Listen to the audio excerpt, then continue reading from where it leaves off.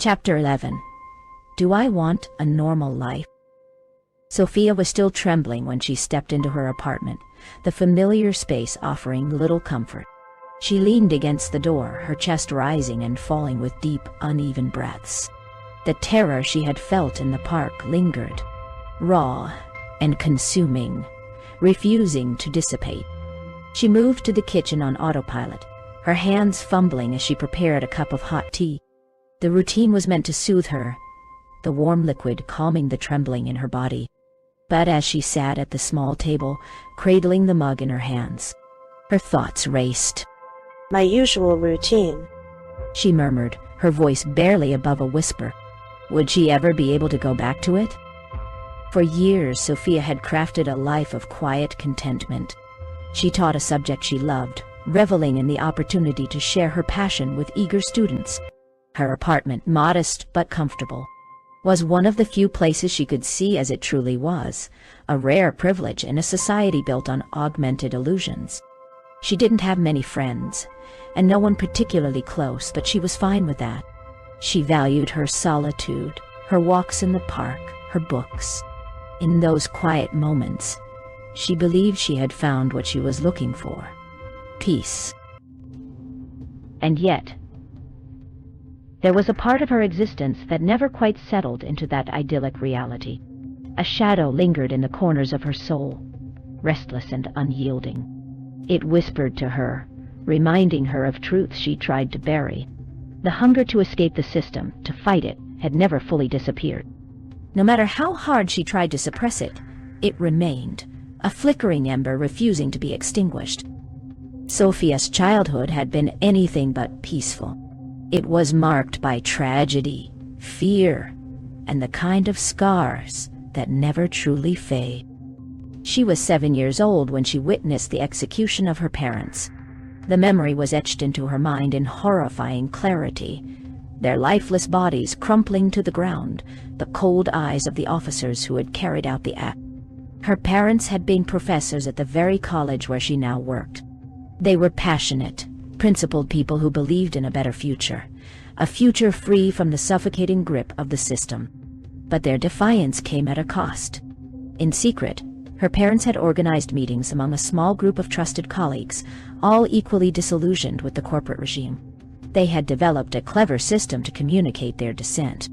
Sophia's mother, a psychologist, and her father, a linguist, had devised an intricate code using visual cues that only made sense within the context of the college.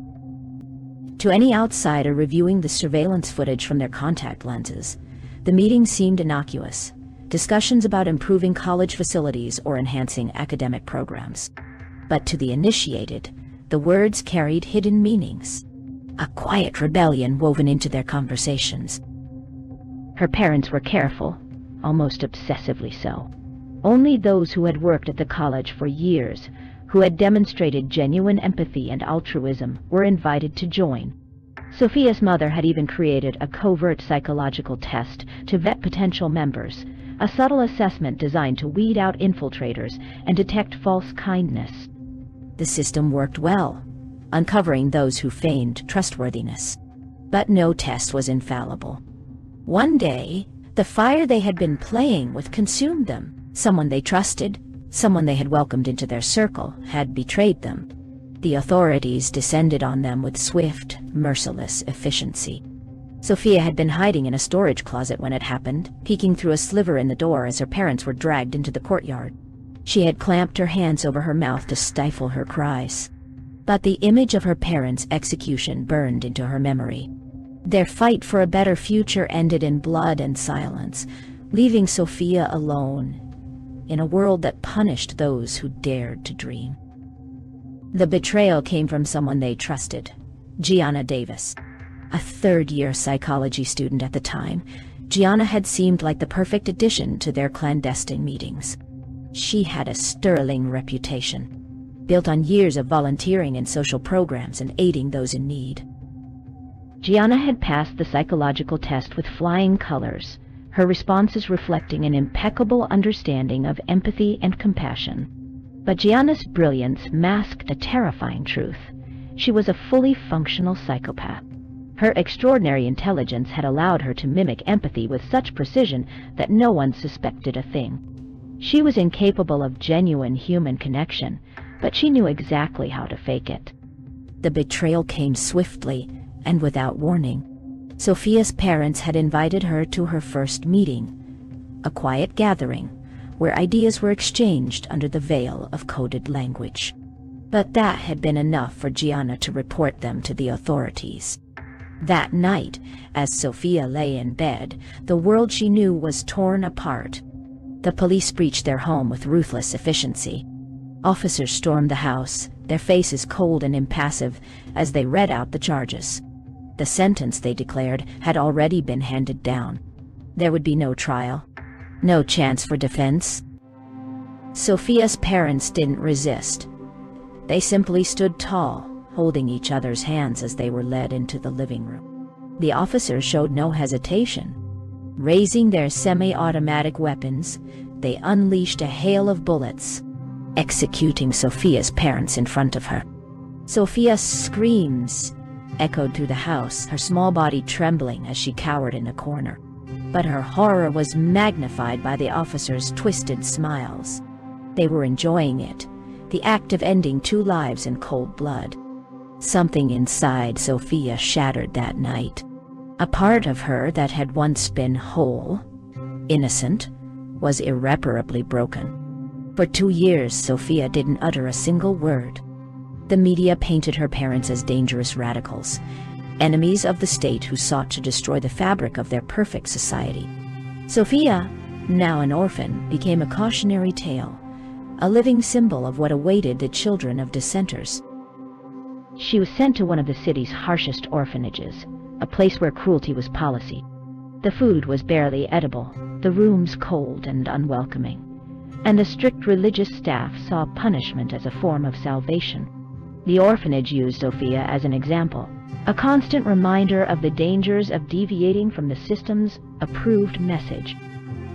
But none of this compared to the torment in Sophia's own mind. For 2 years, she was trapped in a relentless loop of horror and hate. Every night, she relived the execution, the sight of her parents' lifeless bodies, the smug satisfaction on the officers' faces. The loop consumed her, feeding her anger, her grief, and her despair. She hated everything. She hated her parents for their defiance, for risking everything for their ideals. She hated them for leaving her alone, for dooming her to the orphanage. She hated herself for surviving. But above all, she hated the police, the monsters who had taken her parents from her with such callous joy. It took years for her to claw her way out of the mental prison she had built. No one came to save her. No hand reached out to pull her from the darkness. She realized, painfully and slowly, that if she wanted to survive, she would have to save herself. Sophia emerged from her silence with a new resolve. She would not follow in her parents' footsteps. She would not fight the system, would not sacrifice herself for ideals that couldn't protect her.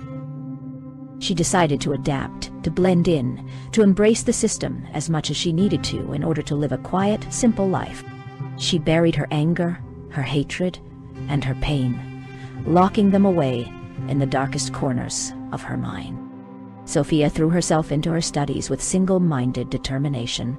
The orphanage offered few opportunities, but she seized every one with an intensity that set her apart from her peers.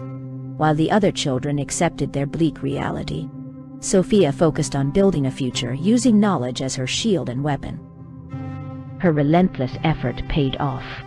By the time she graduated, she had earned the highest history scores in the country, a distinction that opened a door to a prestigious scholarship. When the opportunity came, she didn't hesitate. She walked through that door with resolve, determined never to look back. At university, Sophia found her calling in a niche but growing field: the history of technological evolution. It was an area few had ventured into, making it a perfect avenue for someone like Sophia, ambitious, intelligent, and wary of drawing too much attention. Specializing in this field allowed her to delve deeply into the system's inner workings under the guise of historical research. Her interest wasn't purely academic. Every paper, every study, every archived document brought her closer to understanding the system that had taken everything from her. She didn't seek revenge, she sought survival. If she understood the system better than anyone, she could avoid her parents' fate. Her dedication didn't go unnoticed. Sophia excelled so thoroughly in her work that she gained access to the most sensitive documents related to technological history. To her astonishment, it seemed that someone high up in the corporate hierarchy had taken an interest in preserving the narrative of technological progress. They wanted history to remember the system's advancements as noble and necessary, and Sophia delivered exactly what they wanted. She became a master at weaving the corporate-approved story into her research, presenting the evolution of technology as an unequivocal good. Her work was flawless, so perfectly aligned with the system's messaging that those in power grew to trust her implicitly, so much so that they overlooked the extraordinary gift they had given her. Sophia was granted a privilege few human beings ever received: the ability to completely disconnect from the system by turning off her contact lenses. It was an oversight, a remnant of her high-level access, but she had learned early on not to draw attention to it. She used the gift sparingly and with great caution, only when she was utterly alone. Inside her apartment or walking in the park, did she dare to disconnect? Without the system's filters, the world took on a raw, unfiltered beauty. The synthetic, hypersaturated colors of augmented reality gave way to the muted, authentic tones of the real world. She loved the quiet imperfection of nature as it truly was. The rough bark of trees, the uneven patches of grass, the dimming sky as dusk fell. But Sophia knew this privilege was precarious. One wrong move could bring it all crashing down. She guarded it jealously, hiding it even from herself sometimes, as though acknowledging it too often might make it disappear. By all appearances, Sophia had achieved the life she had long desired. She had a fulfilling career, a quiet home, and moments of stolen peace in the real world. She had adapted to the system, played her part perfectly, and built a life far removed from the chaos of her childhood. Yet, deep within her soul, the embers of her hatred for the system still smoldered. She had buried them, convinced herself they no longer burned. But now, for the first time in 20 years, that hatred surged to the forefront. Lucas' words, his audacity, had cracked something open inside her. The world she had carefully constructed suddenly felt fragile, and the raw truth she had suppressed for decades pressed against the walls of her mind. The system hadn't changed. It was still the same machine that had devoured her parents, the same machine she had spent her life learning to outmaneuver. And for the first time, Sophia felt the pull of something she thought she had left behind, the urge to fight back. Sophia stood up from the couch, the cup of tea warm in her hands, and walked to the window. Her mind churned with Lucas' words, his revelation about the police surveillance that shadowed her every move. The thought of being a target sickened her, a bitter wave of nausea rolling through her. She had worked so hard, so carefully, to avoid this exact fate. She stared out at the quiet street below, her reflection faintly visible in the glass. The police officer could be anywhere, blending into the shadows or feigning casual disinterest in the crowd. The system was always watching, always ready to chew up anyone, good or bad. Sophia understood this harsh truth all too well. The same meticulous path she had walked to become the perfect citizen, to blend into the system, had also painted a target on her back. There was no escaping it. The system would always be there, omnipresent and hungry, devouring anyone who strayed too far from its script. Her fingers tightened around the cup, but she didn't close the curtains. A simple act of caution like that could trigger unwanted suspicion. She knew better. She had to keep playing her role, the part of the compliant, upstanding citizen who had nothing to hide. But as she stood there staring into the dimly lit street, she felt something stirring inside her. Something unfamiliar, yet achingly powerful. Was it hope? Lucas' words had awakened more than just her simmering hatred for the system. They had sparked the faintest glimmer of possibility. Sophia had always known about the people living outside the system. In those terrible days after her parents' execution, she had imagined joining them, leaving everything behind. Rumors about the underground had reached her ears.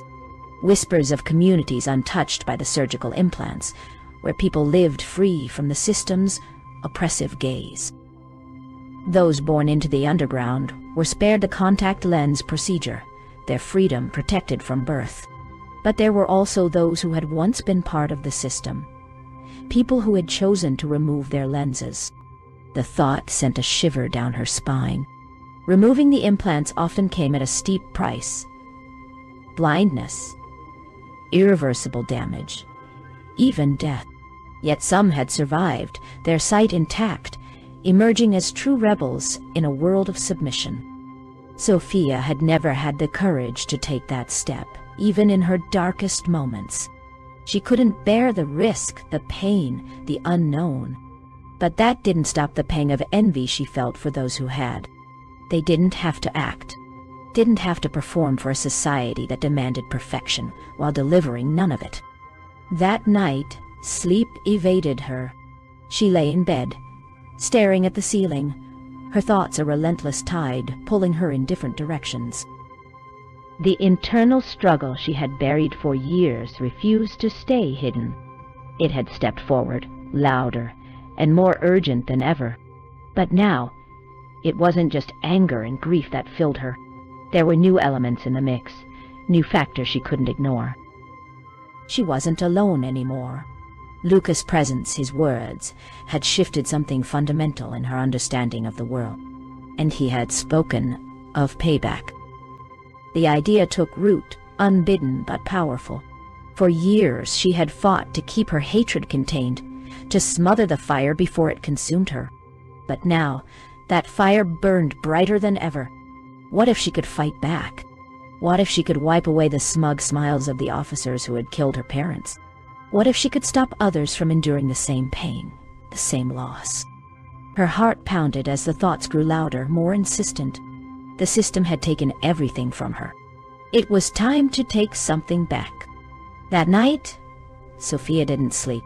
But for the first time in years, she began to dream. Sophia arrived at the meeting point, her heart pounding with a mixture of fear and determination. She had followed Lucas' instructions to the letter, ensuring no one could track her movements. As she stepped into the shadowed alleyway, she paused, scanning her surroundings. Satisfied that no eyes were on her, she took a deep breath and disconnected her contact lenses. The world shifted immediately, the vibrant overlays and synthetic colors vanishing to reveal the raw, unfiltered reality beneath. The faint stench of the sewer hit her as she descended, but she pressed on. This was her choice, and there was no turning back. Luca was waiting for her near the maintenance door, his figure barely illuminated by a flickering overhead light. He nodded silently as she approached, then gestured for her to follow him. Still wordless, he led her into the maintenance room. Once inside, he removed a panel in the wall, revealing a narrow passage. He gestured for her to crawl through, and she hesitated only briefly before following. When they emerged on the other side, Luca finally spoke, his tone soft but sincere. "I really want to thank you for giving us this chance," he said, extending a hand to help her up. Sophia accepted the gesture but remained silent, her body tense, her mind wary. They walked in silence through a dimly lit corridor, the sound of their footsteps echoing faintly against the damp walls. Sophia's unease grew with every step, but she kept moving forward, drawn by a mix of curiosity and the desire to see what lay beyond. When they finally reached the underground village, Sophia stopped in her tracks, her eyes widening at the sight before her. At the entrance stood a man with a warm, weathered face. His demeanor was calm, his presence grounding. He greeted her with a gentle smile, clearly trying to put her at ease. "It's a pleasure to meet you, Sophia," he said, his voice kind and measured. "You don't know how much it means to us that you've come here." Sophia acknowledged his welcome with a small nod, her shyness still evident. The man, Henry, she guessed, seemed to sense her apprehension. He added quickly, Please, don't be afraid. I know what they say about us. We aren't monsters. We just want to live in peace. Well, except for what this terrible genius boy here has inspired us to do. he said, chuckling softly as he gestured to Luca. Luca blushed, looking down in embarrassment, but didn't protest. Henry extended his arm toward the village. Allow me to introduce our community. Under Henry and Luca's guidance, Sophia began to explore the underground society. For the first time in her life, she saw people living without the shadow of the system looming over them. The narrow streets were lined with simple huts constructed from salvaged wood and metal, their modesty a stark contrast to the opulence of the world above. Children played freely, their laughter echoing in the cavernous space. Adults moved with purpose, but without the tension that came from constant surveillance. Sophia's eyes lingered on the families, the pure, unfiltered love between parents and their children. It struck her how different this was from the hollow, staged interactions she had seen through the augmented reality filters above. Here, happiness wasn't projected or fabricated. It was real. Little by little, Sophia began to relax. The tension in her shoulders eased, and she even allowed a shy smile to break through when a child approached her, wrapping her in a warm, sincere hug. Saying Sophia's growing comfort, Henry and Luca exchanged a glance and led her to a modest hut near the village's center. Inside, the room was cozy, lit by the soft glow of a handmade lantern. Henry gestured for her to sit, offering her a cup of herbal tea. It's time we talked. Henry began, his tone shifting slightly, becoming more serious. We want to know what drove you to take this step, and we want to talk about what comes next. Sophia hesitated, her fingers curling around the warm cup, its heat anchoring her. She took a deep breath, knowing this conversation would change everything. For the first time in her life, she could freely explain her internal struggle. Her world was about to move forward, away from the pain and into the unknown. Luca had laid out every detail, explaining the critical importance of accessing the documentation on the microchip. Without it, there was no path forward, no way to break through the system's highest levels of security. As he finished, Sophia sat quietly, her mind processing the enormity of what he was asking. She understood the stakes all too well. Her work as a tech historian had given her a unique insight into the microchip's sophisticated authentication system. She knew its protection level was unmatched, designed to be impenetrable. After a few moments of heavy silence, she finally spoke. If I'm going to help you, Sophia began, her voice trembling slightly. She paused, feeling the weight of Henry and Luca's eyes on her. I need a favor from you. Henry straightened in his chair, while Luca leaned forward, sensing the gravity in her tone. I want to know the identities of the police officers who killed my parents. She said, her voice steadying as the words left her lips. The room grew tense, the air thick with unspoken emotion. Henry was the first to break the silence, his voice soft but firm. Sophia, overexposing ourselves with hackings could compromise the whole operation. You know that as well as I do. He hesitated, his expression pained. I understand your grief. Believe me, I do. But embracing that pain, it takes you to dark places. Places you don't want to be. Sophia exhaled slowly, steadying herself before replying. I know those dark places, Henry. I've been there before. I've lived with them for years. Her hands gripped the edge of the table. But this isn't about revenge. I need to know who they are, real people, not the monsters I've built in my mind. I need to close that wound. I can't keep living with it open. Her voice wavered, but the conviction behind her words was undeniable. This time, it was Luca who spoke, his tone cautious but supportive. Henry, I can do this without drawing too much attention. It's old data, buried deep in the archives. No one's checking it. I can get the profiles tied to that crime without compromising the operation. Henry's brow furrowed deeply, his thoughts visible on his face. He wanted to deny the request, to steer Sophia away from the path he himself had walked. He knew too well the corrosive power of hatred, the way it could consume even the strongest resolve. But he also saw the determination in her eyes, the unshakable need for closure. After a long pause, he sighed heavily. All right. He said at last, his voice tinged with reluctance. Luca will get you the information, but there's one condition. Sophia tilted her head slightly, waiting. Luca will be there with you when he hacks into the system. Henry continued. This isn't something you'll face alone, and it's not something we'll allow to jeopardize everything we've built. Sophia nodded solemnly, the tension in her body easing slightly. I agree. The agreement was sealed. They were going to help each other. For Sophia, it was a step toward a long-awaited reckoning with her past.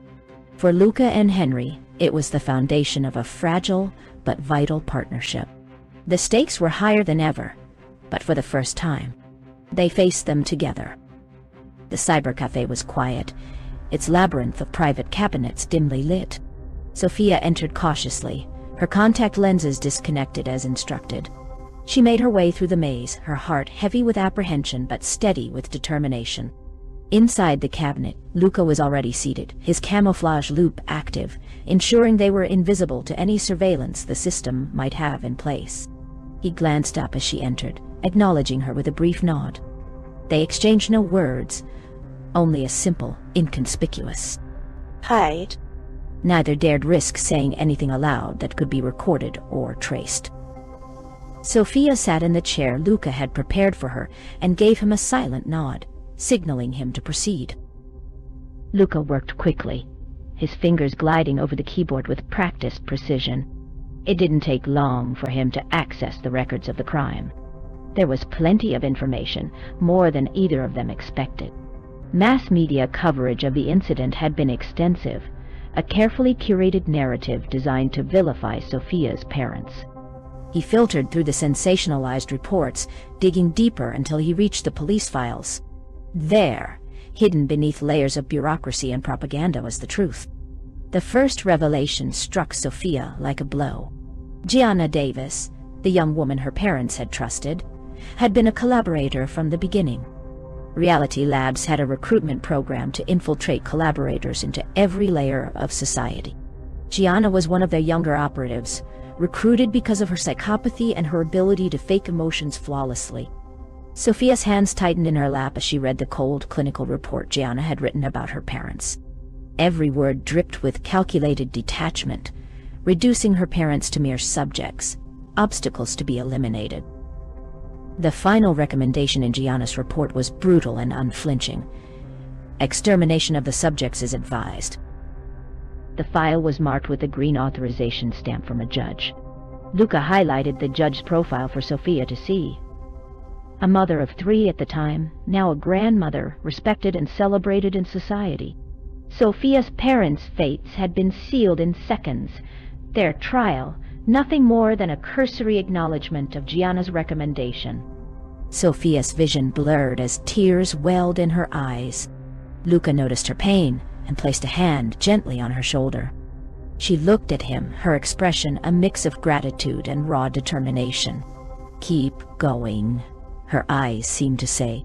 She wanted all of it, no matter how much it hurt.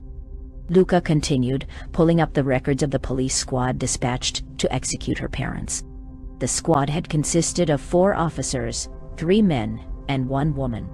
2 had since retired, living comfortably in affluent neighborhoods, while the other 2 remained active, enjoying promotions and privileges far above what most officers could expect. Further digging uncovered something darker.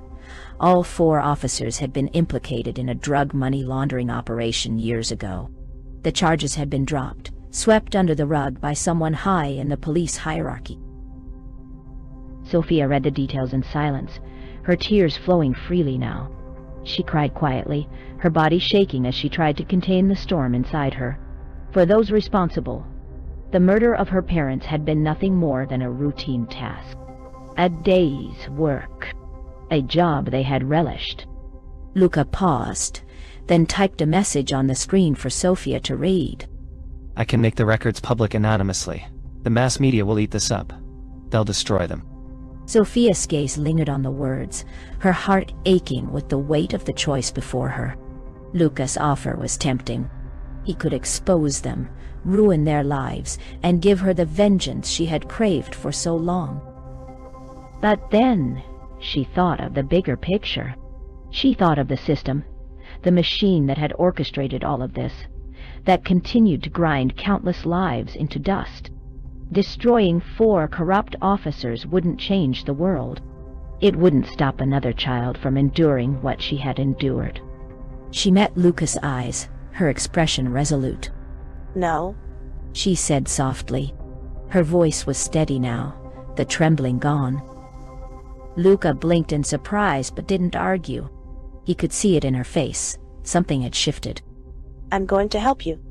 Sophia said, her voice firm. We're going to destroy this rotten system. The mission had become hers.